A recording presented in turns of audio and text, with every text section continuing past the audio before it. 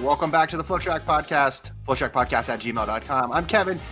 He's Gordon. You can check us out this weekend. We will be on site in Las Vegas, actually on Monday. It's not going to be the weekend. We'll be traveling over the weekend, but we will be on site on Monday. So that means, Gordon, we're doing a Tuesday pod next week. What's our schedule for next week, just so people know? We'll probably do Tuesday, Wednesday, Friday. Or maybe Okay. Tuesday, Thursday, Friday. I don't know. Let people play it by ear. Let people refresh their podcast feeds on Wednesday all day, thinking, was today the day they did a pod or not? No. But yeah, Tuesday. We won't do a pod on Monday because we'll be in Vegas on Monday covering the Silver State Collegiate Cross Country Challenge. Great name. Silver State. Did you know that Nevada was called the Silver State? I didn't know that. Well, I was raised in Nevada, so I did know that. Silver State. Exactly. I was a recipient, I think, of something called the Silver State Scholarship at some point in my life. There's a lot of silver things named Silver State this, Silver State that. The license plates say, at least when I lived there, they say the Silver State on the bottom. So you can't grow up in Nevada and not know that it is the Silver State. But the rest of the country, apparently not aware of that branding.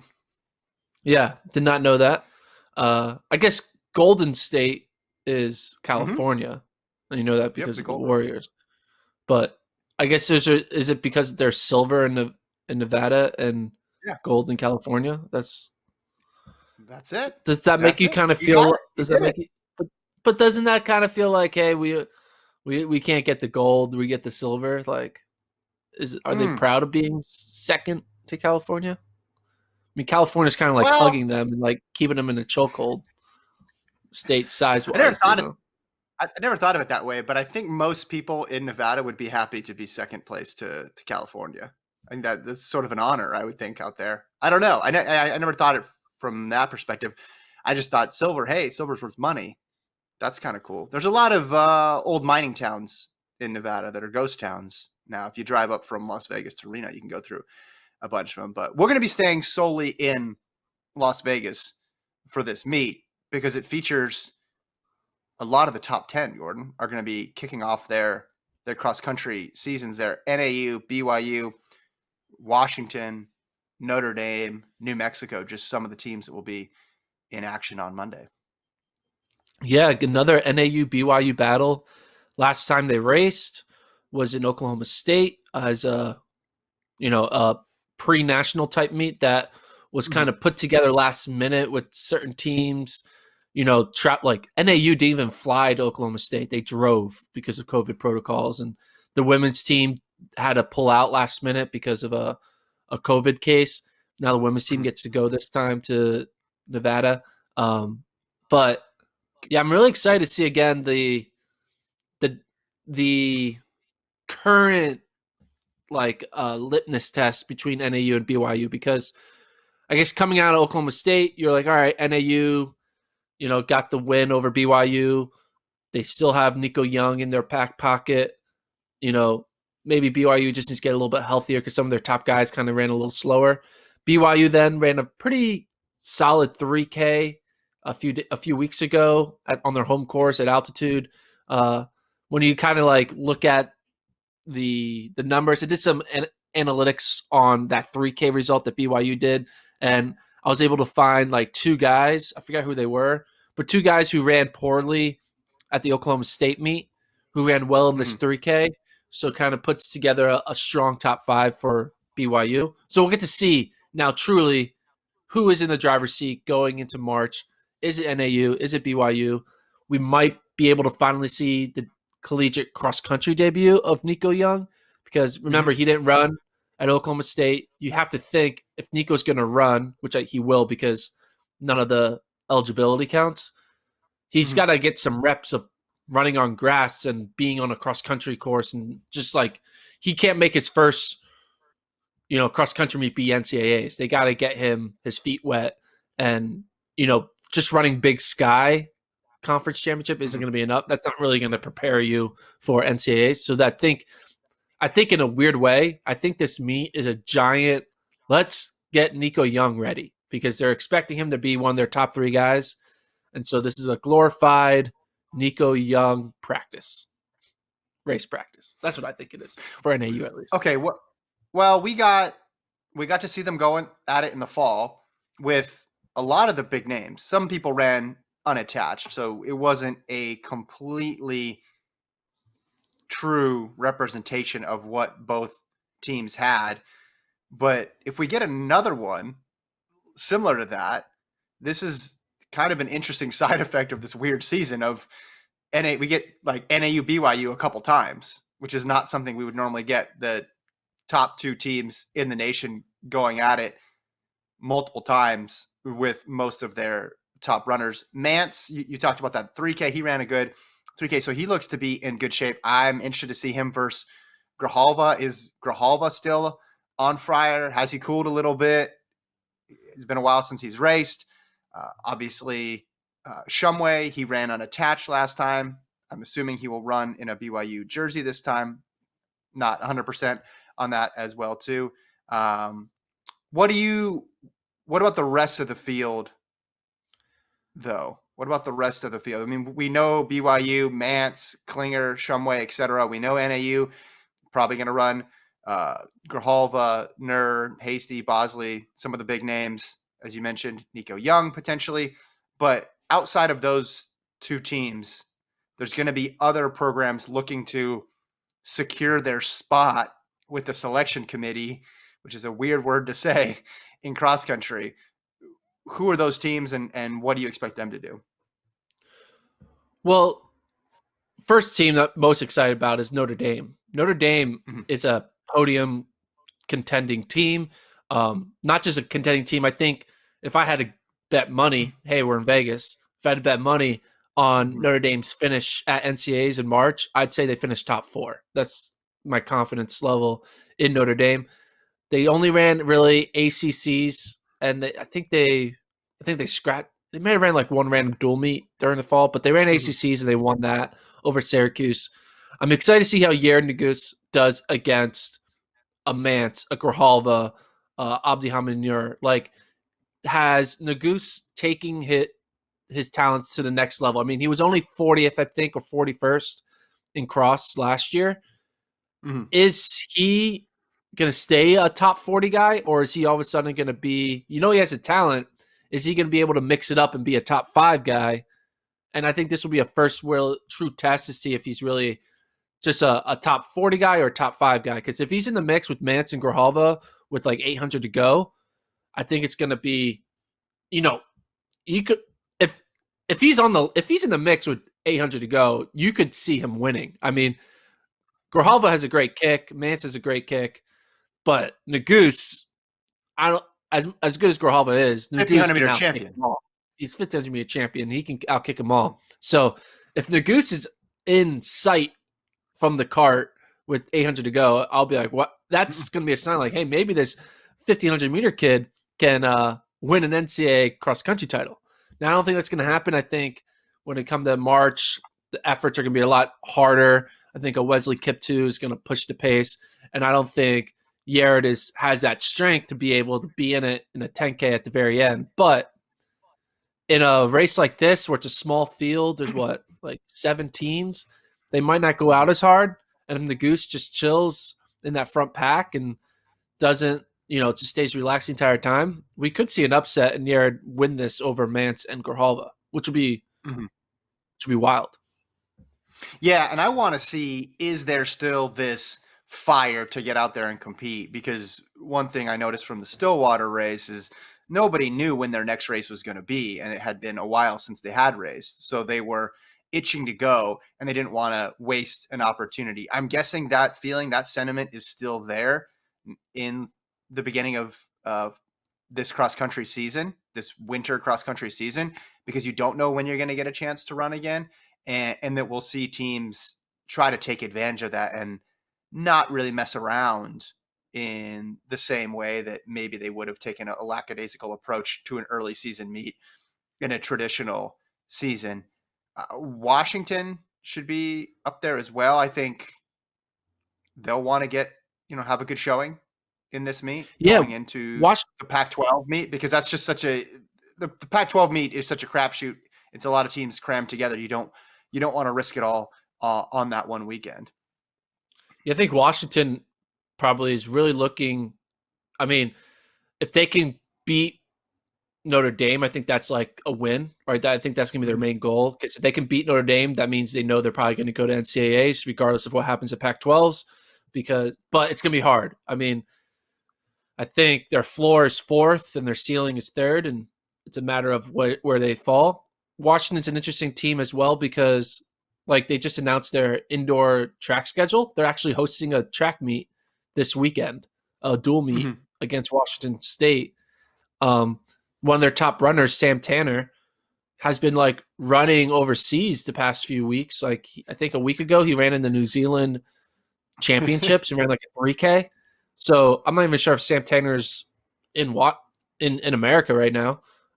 So if they're running without him, that'd be a little bit harder. I mean, Andy Powell has a lot of great milers. I'm kind of interesting to see. I mean, Andy Powell's notorious for putting a lot of priority on the track seasons over the cross country seasons. You saw that with the Oregon squad, where on paper you're like, "Hey, this Oregon team can do it," and then they wouldn't put together that great of a cross country uh, result. But then indoor, they're Mhm. dominating, qualifying multiple guys in the 3K, the mile, running well in the outdoors. So Mhm. with indoors and cross country happening at the same time, someone like Andy Powell might be having a little harder time trying to balance both. Mhm. I could see Powell maybe not really going all in on cross country and really looking at this as an opportunity to get all of his milers a good spot in the indoor season, and maybe he could put a lot of focus on the DMR, the mile, the 3K, and maybe cross country is kind of like a second tier event, but maybe not. Maybe that's the interesting thing. Talking to different coaches, some coaches are saying cross country is tier one, indoors tier Mhm. two, and then there are other coaches say indoors tier one and cross country is tier two. And not all coaches are going to treat it the same. Not all coaches are looking at cross country as the main championship, and not all of them are Right. looking at indoor that way. You look at Yeah. like this weekend, while there's this cross country meet with NAU, BYU, Washington, and Notre Dame, five great teams. There's a track meet going on in Arkansas where Oregon, Arkansas, and Iowa Mhm. State are all running fast 3Ks. Like we're seeing Mhm. Cooper Tier, Wesley Kiptoo, and Amoy Kemboy, probably three of the best of the top seven runners. They're all running a 3K, while Grijalva, Mance, and Yair Nagus are running an 8K in Nevada. So it's just wild Cha- what's happening. Chaos Gordon loves this. Chaos Gordon is Yeah. very happy about all this because you get to I ask them. You get to ask the coach, "Hey, I mean, it'll be fun to talk to the coaches on Monday and say, well, what is your strategy? What is your plan for this yeah. season?" And then like those Oregon guys who are running these 3Ks and miles, I think on February 5th are then doing a cross country Mhm. meet against Portland. It's just Mhm. wild. Yeah, Portland was yeah, supposed to be in this meet, but they had to pull out, which was a bummer. That yeah. would have made the meet even better. On the women's side, I know BYU will be without Whitney Orton, so I would assume that makes Washington the favorite according to your projections. Maybe New Mexico could sneak in there and surprise. Although I'm not sure what. I mean, I know you probably know more than I do what New Mexico has now that Wayne Kaladi has moved to the professional Why ranks. is Whitney Orton not running? You just have that information. I'm just reporting that, Gordon. I'm just Okay, reporting it. That I heard she will not be compete. She doesn't have indoors. She will be in cross this year, but I don't think she's racing this cross country meet, per my got it, understanding. Yeah. got it. Yeah, Washington, I think will be an interesting team again. I mean, they were running some unattached athletes at the track meet and kind of ran low key pretty good, like Haley Herberg and Ali Shadler.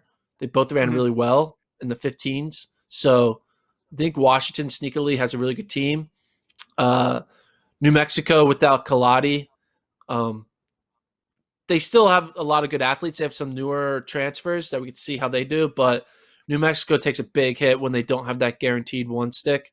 Um, so yeah, I think seeing what New Mexico is will be a fun like data point to gather Mhm. because without Kaladi, we don't really know. Is this still a podium team, or now they all of a sudden just a top 10 team?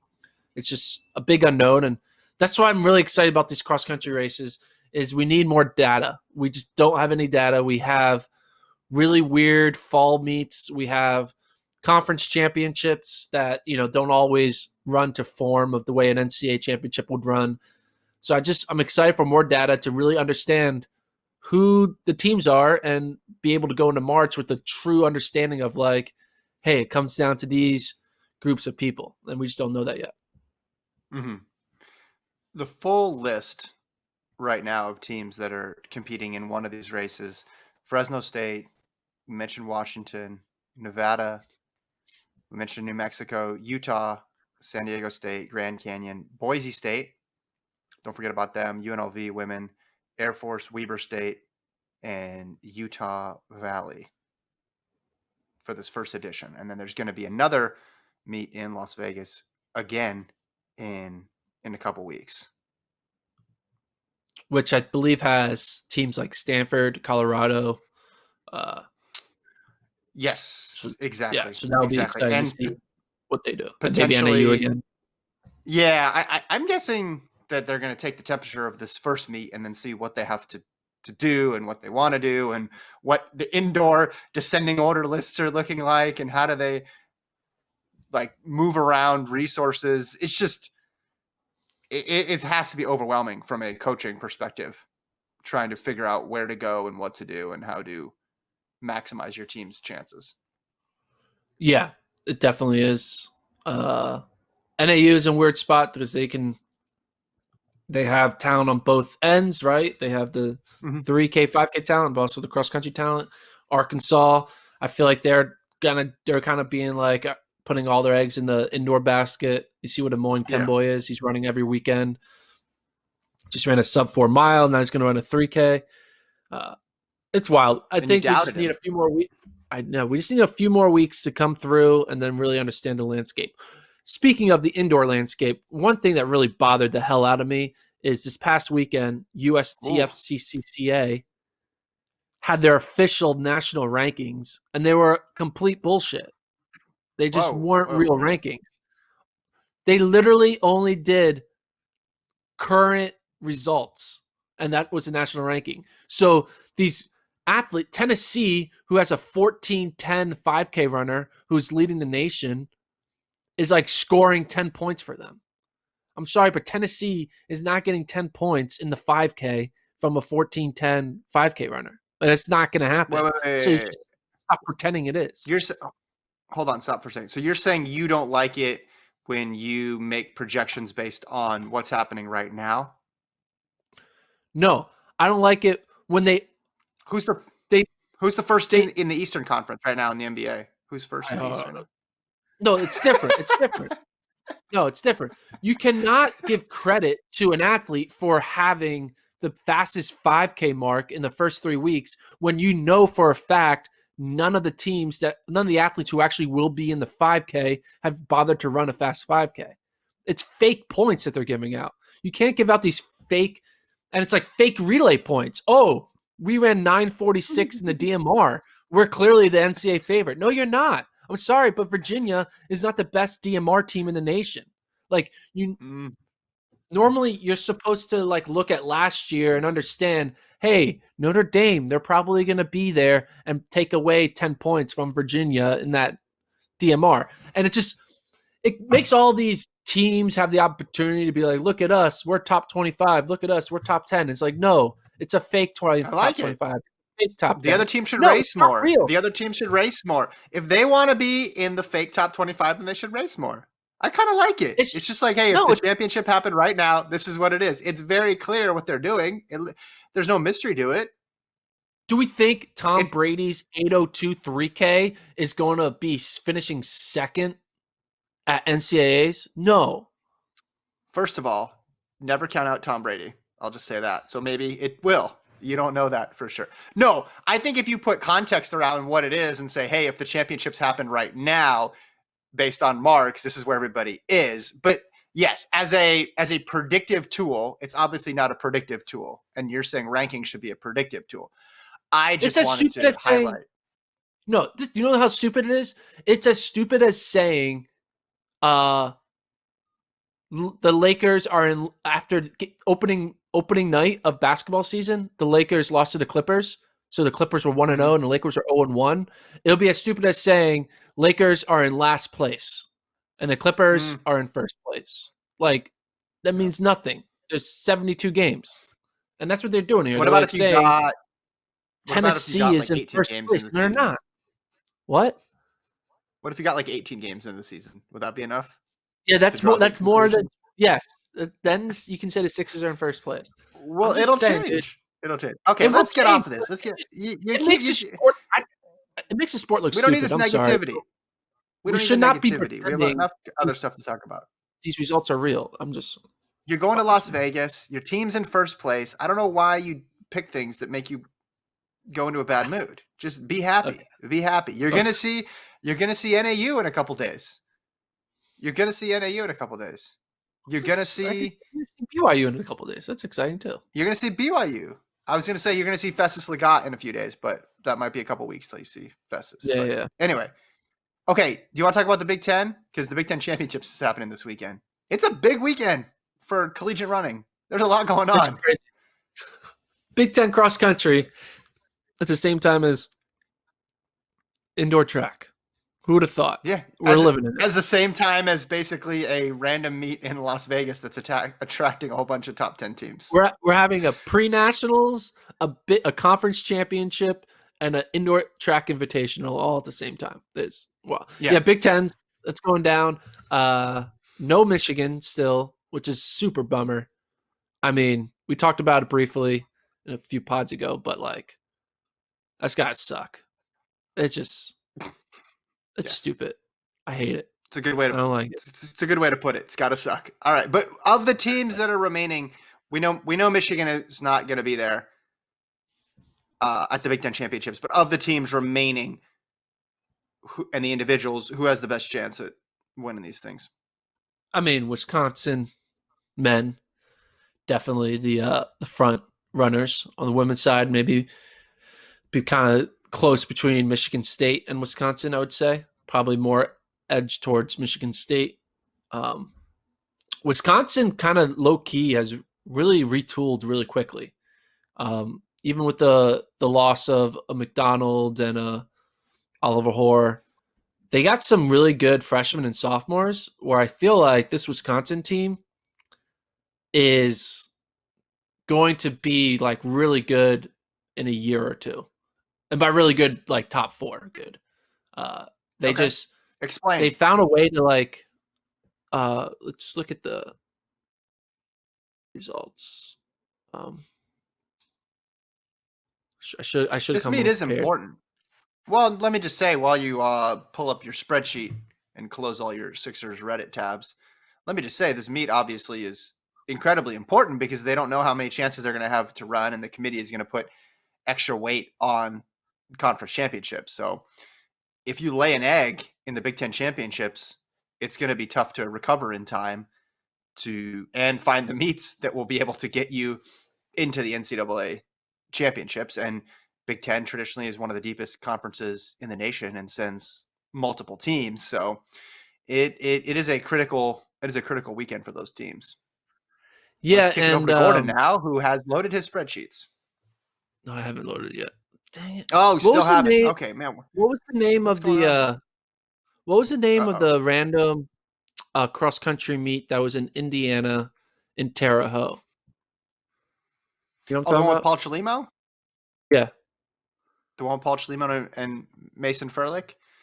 yeah. Was that what if you type in Team Mason Town Mid- Furlick? I found it. There I you found it. go. I found it. Hold on. Oh, that's right. There was a lot of unattached Wisconsin guys, right? Yeah, they ran there, and they ran a pretty good race. Okay, Okay. so let's find this. All right. Let's find these results. Okay, here we go. So, Jack Meyer, Mhm. he was fourth in that race. He finished right behind Morgan Beetlescomb. Morgan Beetlescomb, 13:30 type guy. So Jack Meyer, he was fourth. Right behind him was Jackson Sharp, who is, I believe, Australian.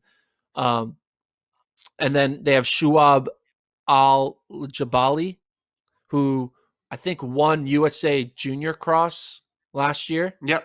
And then Olin Hacker is back as well. He's a strong top 5 guy. So Olin Hacker's the back. basic Olin Hacker's back, baby. So I think he is. I like it. I like it. Yeah. So they have Meyer, Sharp, Al Jabali, and Hacker. So they have a really strong front four. Mm-hmm. But Jack Meyer is the one who's really kind of come together. They also ran at the track meet. Hold on, let me figure out. Sorry. They ran well at that cross country race. They put 4 in the. They went 1, 2, 3, 4. But then I think what also was very impressive was they ran at the track meet and they ran some pretty fast 5Ks. Let me find it. So Jackson Sharp ran a 13:44. Mm-hmm. It's pretty good, right? Yeah.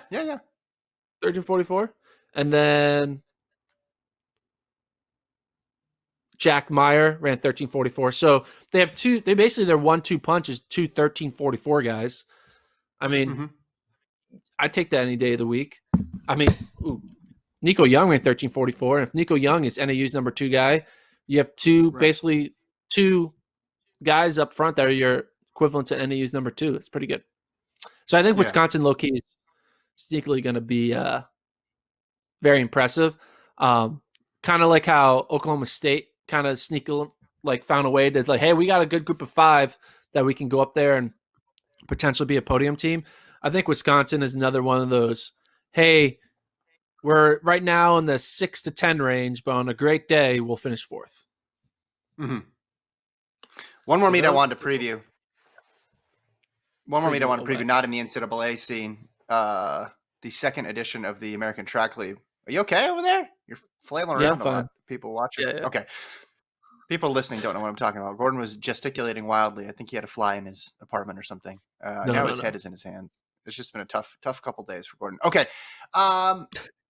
American Track League, Fayetteville.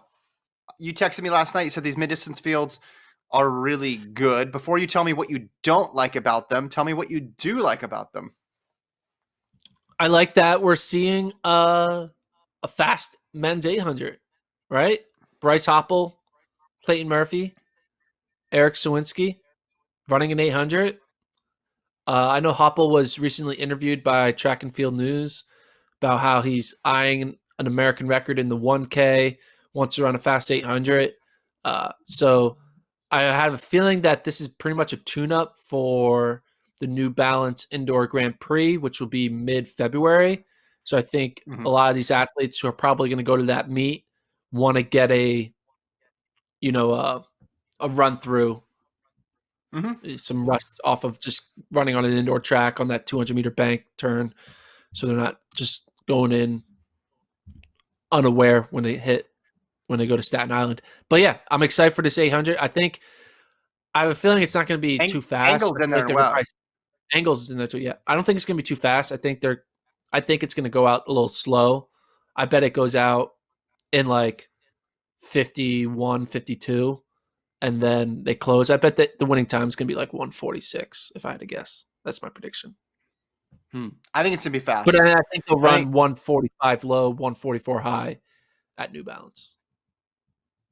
Yeah, Hoppel's indoor PR is 145.7. I think we always get a little bit ahead of our skis when we're making time predictions in indoor 800s because it's a tough race, obviously, to run indoors, and anything under 146 is moving pretty good indoors. So I think you're right. They could run 146 low, but I think that would still be a good time because Hoppel's only run a few clicks faster. But remember last year, I mean, he debuted with a 145. He debuted with that PR last year at the Melrose Games. And then his outdoor debut, which came in August after being off for 6 months, he ran a PB of 143.2 to finish second in Monaco. So I'll take the under there. I think he's going to go 145.5 Ooh, for the win. I no. think it's going to be fast. I think he'll have Murphy angles there to push him as well. I'm seeing a 145.5 here for Bryce Hoppel in the I debut. think we'll see that, but it's not going to be until mid-February. I just think there's no like prize money on the line. I don't think. Maybe there is. I don't know. But I just feel like they're gonna treat it like the way you treat your December meet in college. So yeah, let's get our feet wet. See what happens. I think they're going for it. I think that's the No. theme of this year. They're really going to go for it. Donovan Brazier will be at the meet, but he'll be running the 600. Gordon, do we need to bring up the world record list for the 600? Indoor Doesn't 600? he I think he's going to have get it. Does he already have it? does, He probably does. Indoors, let's see. Yes, he has it? 113.77. And he has 113.77. Yep. He's got the top 2 times. Third, Michael Cerrone. nice. 4th, Kaz Loxam. 5th, Isaiah Harris. There's some common thread there between those people. It's almost like the indoor 600 is really only run in the United States with an emphasis on collegians as well. But anyway, Yeah. I'm guessing Brazier opens with I think he breaks his American record as well too. No. He's not gonna Yes, break it. yes, yes, yes, yes. He is. No. I think he Wanna will. make a bet?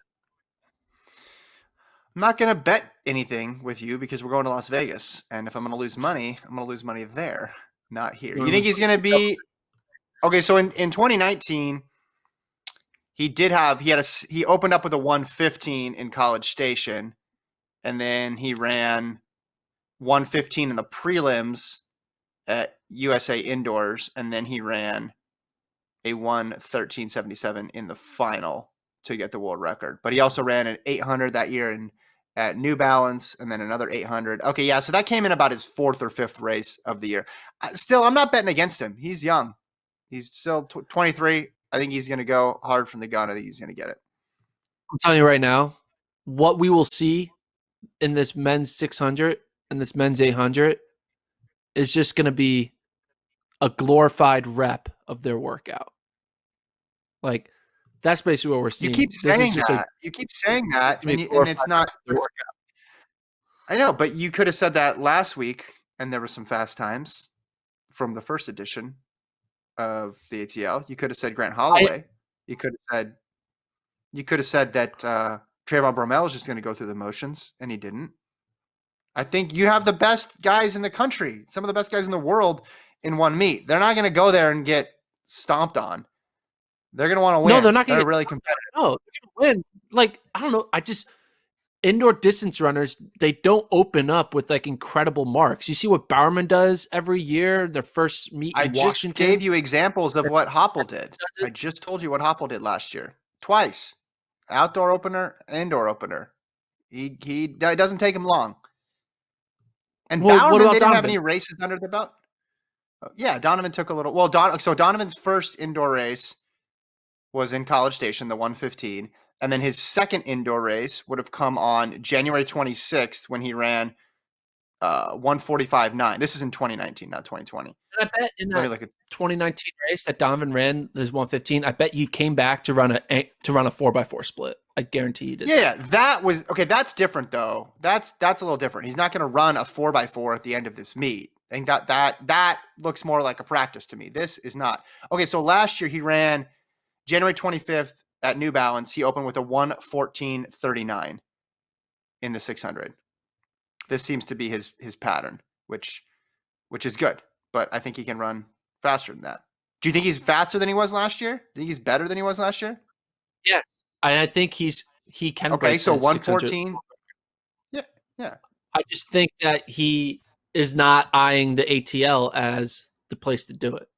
I think he's eyeing ATL as giving like a good race effort rep to prepare for a bigger meet, which would be New Balance Indoor Grand Prix. I think he's going That's to do what I think. both. If you're telling me that Hoppel is going to run the 1,000 at the New Balance Indoor Grand Prix, that leads me to believe that Brazier's probably going to run the 800 at the New Balance Indoor Grand Prix. Is that a correct assumption? Probably, maybe. I don't know. Okay. So Potentially. you only get so many cracks at the 600-meter world record indoors every year, Gordon. So you got to take advantage of the opportunities when you get them. And this is one of his opportunities. He's got to do it. He'll have the top 3 times all time. He'll be Mr. 600 indoors. That's a chance at history. Yeah. What was that, Mister? That's like what, Mister 3000? That was a Bernie Mac movie. Mister 600. Well, maybe if he keeps getting it, then he'll be able to indoors. He'll be able to get it outdoors because nobody's been able to crack it See, outdoors. I'm just going off of what I said a few podcasts ago, where this indoor season isn't real, right? With no USAs, no indoor worlds, it feels like a fake season.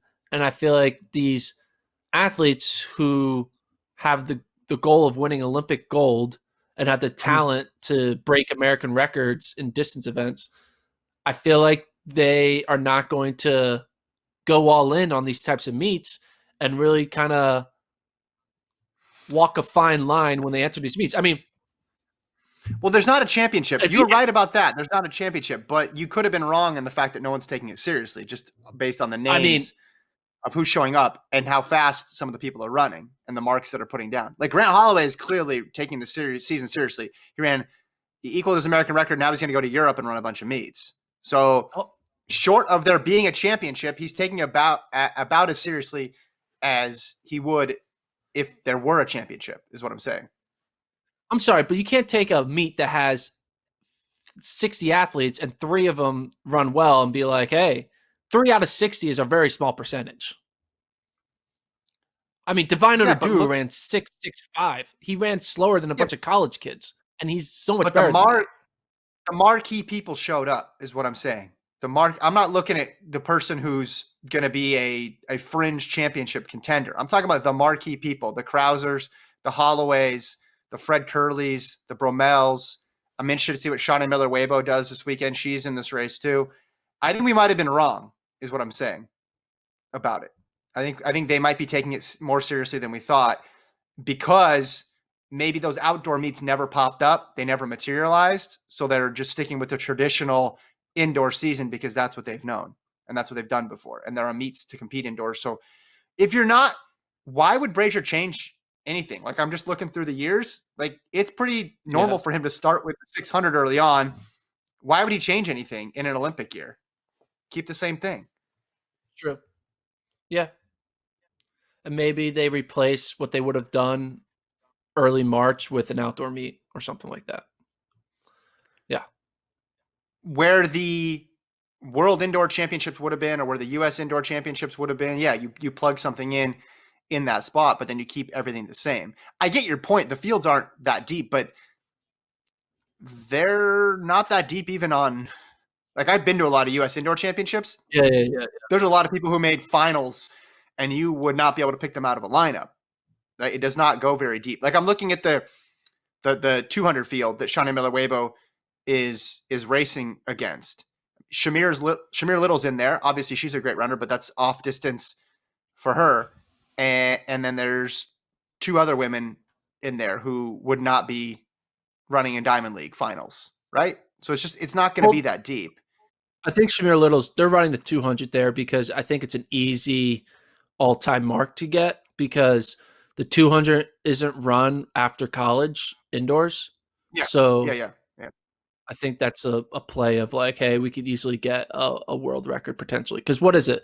The 200-meter world record is 2187 from indoors. Is 2187 from 1993. If the top times, here's when all the top times in the 200 were run: 1993, 1995, 1987, 1996. So she's probably gonna get the American record. 22:33. Gwen She's not Torrance. American. She ran it in 1996. She's not American. Gwen Torrance. Oh, she's not American. I'm talking about Miller. 2187's fast. She's only done one time faster than that outdoors. That's true. So that would So be probably, that would be amazing. like a top 10 mark all time. Is what it's going to be. Yeah, she'll get that. She'll smash that national record probably. Yeah, and there you go. Like yeah, there you go. Yeah, I just the depth. You're right. The depth isn't there, but I think even on good years indoors, the depth isn't always there. It might come around There, towards the yeah. end. Do you think Krauser's going to break his world record again? No, I'm kind of surprised he's still going. It's like what you did everything you can. What's there? I mean, what's next to achieve? I 23. guess he's still 23. That's 23. yeah, Yeah. that's true. That's a good point. How many times do you think Krauser has thrown a shot like like over 21 meters, but purposely fouls so it doesn't count? I thought what I'd like to ask Krauser is what's he throwing in practice? Has he Yeah, gone over 23 in practice? in practice, he might have. Yeah. That's a But cool you're thing about so the field good of where like you can just like 21. I don't need that mark step. yeah, step. Because they do that a lot when they don't Yeah. want like bad marks on their resume, they purposely foul them. Yeah. It's like Yeah. now 21 meters, like he's too good for 21 meters. It'd be kind of wild. Yeah. That'd be an interesting thing to have happen in track, like in a running race. If you could somehow still win the competition but have your time voided. Yeah, he's like, I don't want I don't this. want I to don't want count. this. I don't want this. I don't want this tactical 355, 1500 on my record. Can I just erase that? I mean, I still want to win, but I don't want that on my record. Yeah, so I don't like want to have when to they explain win, to they like people. purposely like step on the inside rail right when they cross the finish line. Like I didn't want it to count. Yeah, yeah. You got I DQ'd. want only sub fours to count on my resume. Yeah. Yeah, yeah. Well, I guess the equivalent would have been, just you DNF in a marathon when it looks like you're not going to run a Yeah. good time, but then you're out of the money, so it doesn't really work. Some of these field events are a lot better when you can still win, but then get your lesser marks scraped. What's weird is how many people are like digging in to look at like Ryan Krauser's fifth best throw in his series. It's like if you throw 22.8, all I'm interested in is your 22.8. Like I don't care that Yeah, you threw. true. You could have thrown 5 meters in the fourth round. I'm not gonna criticize you at all for that. So that's this weekend. Part of a intensely busy weekend, which we'll be on the anchor leg of that, Gordon. We'll be on the Monday side of things with this Yeah, what are we race gonna do in Vegas? in Las Vegas. What's there to do? You're from Uh, there. never. What's there to do? I don't know. They got casinos, so if you're into gambling, you could do that. Maybe you put a futures bet on the Sixers. Although that's probably a bad time to do it right now because you probably could have got better odds about, well, even a couple of days ago, probably before the Lakers game, you probably could have got much better odds. There's some free stuff you can do. I just like to people watch. When I lived there, I didn't go to the strip that much because when you live there, you don't really go. They have like local casinos that you can go to where you can, have a good time. But it's good people watching. So I might just walk around outside and see the new hotels that I haven't seen in a while. See some of the new construction. Food's really Yeah, good. Tons of good places to eat. I bet I wonder if I'm sure the buffets are probably closed because of COVID. Yeah, I Right? will not be joining you for that. You can have a good time doing that. I will not be joining you there. But yes, there's a lot of good food too, not just a lot Okay. of cheap food. Yeah, yeah, yeah. Some of the best restaurants in the world are actually in Las Vegas. You've been, right? We talked about this. So I've been there twice now. I went there once when I was a kid. Great, great Okay. parenting. They take me to a Yeah. casino as a kid. Uh, Yeah. and it was when like most of the stuff wasn't even built. Like the Paris casino wasn't built yet. Like it Mhm. was super early on in the Vegas years. And then I went recently, like 2 or 3 years ago, to just film an interview with Donovan Brazier. Wait, what? Yeah, Wait, what? yeah. Explain. Mark Wetmore. What's his agency's name? Oh, Uh, global sports. Global Sports. They were doing like hey, come to Vegas and you can interview our new athletes. And Donovan was there, and I was like, yeah, it might be worth it because Donovan was just going pro, and it'd been fun to like kind of get that. And I think the Lyles were there, so I was like, I'll maybe get some cool content. So I drive. It was just like a one night thing. I stayed at the hotel that Britney Spears was at. I don't know what it was. I just remember seeing Britney Spears ads everywhere because she had a residency at the Okay. hotel. Uh, Okay. just went, flew in, stayed at the hotel, woke up. No, I flew in, did the meetings. It was just like a round table. I think John Galt from Let's Run was there. And then after we had nothing to do, we just went to the bar. And then me and John went to the Bellagio Casino. And Okay. John played blackjack. I didn't because I didn't want to. I didn't trust myself. I was trying to be a good person and not trust myself. And then that was it. We saw the water things go up. You know, the Ocean's Yeah. Yeah. 11 Yeah. all in the night. Great Vegas night. Didn't do much, and then I got on a flight the next morning. That was all it was. Very short and simple. I'm looking at I've I yet to found have the like a videos. true Vegas. I've yet to have like a true Vegas night where like you're there for Vegas. You know. I have so many questions. I pulled up the video here. You guys are just sitting in a like a hotel lobby, Yeah. basically. It was. Why did they do it in Las Vegas of all places? Like I think for what is that, going on here? maybe Mark Webber wanted the athletes to be like, let's go to Vegas. I think it was like media So this, training for them. I think it was media training, and he's like, hey, we'll bring in media, and you can practice being interviewed by them. how many people showed up? There was like 4 or 5. It was Oh my me, goodness. John, I think someone from Track and Field News, and then Run Blog Run, and And it maybe was someone from USATF. Brazier. It was Brazier, Lyles. Who I else? think Tom Scott was there, and then like a sprinter. I don't remember. Man, times have changed. Times have changed. I'm just trying to think Yeah, about getting that approved in I know, right? today's climate. That'd Yeah, I be guess go to interesting. Vegas. Yeah. I think there's a lot of things to do in Las Vegas, and you're right. It's a horrible place to go as a little kid. That's why when people asked me when I was growing up there, like, "Oh, were you always in the casinos?" It's like, no, it's not. You don't do that when you're 13. I mean, maybe some people do, but they keep things pretty exclusive there, especially the nice stuff. But there's a lot of free stuff you can do. And when we moved there, this was in the 90s. So you talk about the Paris not being built, a whole bunch of other stuff was not built yet. And a lot of the hotels that were up has since been imploded, which that was a professional sport essentially in Las Vegas. Was when a hotel got imploded, everybody would like watch and it would be on the news, and it was in the newspaper for like 4 days about this hotel is about to be imploded, and then you could see it. I used to be able to see part of the strip from my bedroom window, like in the early Whoa. 90s, because yeah, we lived really far out, but there was no big buildings in the way. But we would go around and see the free stuff, go, this hotel has this thing, let's check it out. Like this hotel has that thing, let's check it out, which was fun. But I think it's a little more luxurious now, a little more high end, not as not as edgy as it used to be, which is good for you because you're a high end guy. Yeah. But I feel like you'd like I feel like you'd like going during like March Madness or something, and going into a sports book and Yeah, that would be living that fun. life. And then they mess with the lighting, right? In the casinos. Yeah, So it so you always looks always like feel like daytime. Yeah. I was hoping that this. Yeah. Imagine if this event was next weekend and we got to spend Sunday night in Vegas on Super Bowl night. That would have been fun.